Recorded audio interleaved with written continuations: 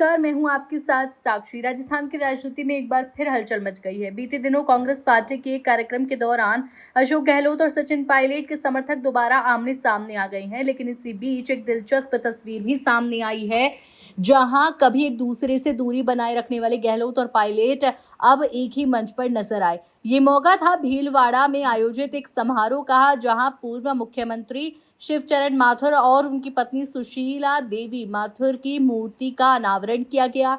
इस दौरान मंच पर एक बार फिर कांग्रेस के दो बड़े चेहरे अशोक गहलोत और सचिन पायलट साथ बैठे दिखाई दिए।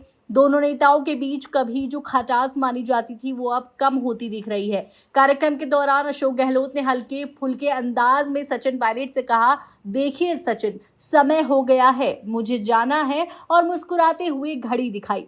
मंच पर दोनों नेताओं के सौहार्दपूर्ण व्यवहार को देखकर सियासी गलियारों में चर्चाओं का दौर शुरू हो गया है। लोग कहने लगे कि क्या सच में राजस्थान कांग्रेस में अब सब कुछ ठीक हो गया, या फिर सिर्फ मंच पर दिखाई देने वाला दिखावा है। वहीं दूसरी ओर बीजेपी ने इस पूरे मामले को दूसरा एंगल देने की कोशिश शुरू कर दी। भाजपा नेताओं का कहना है कि कांग्रेस के ये वरिष्ठ नेता सिर्फ जनता को गुमराह कर रहे हैं और आपसी मतभेदों को छुपाने के लिए एकता का नाटक कर रहे हैं।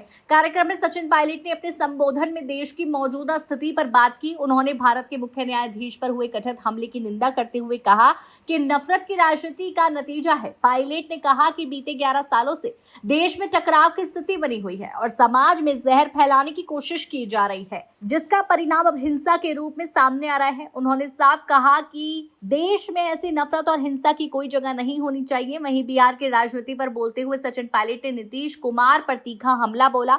उन्होंने कहा कि नीतीश कुमार अनुभवी तो हैं, लेकिन सत्ता से चिपके रहने के लिए कभी आरजेडी तो कभी भाजपा का साथ ले लेते हैं। पायलट ने आरोप लगाया कि सत्ता के लालच में उन्होंने बिहार की जनता के हितों से समझौता किया है।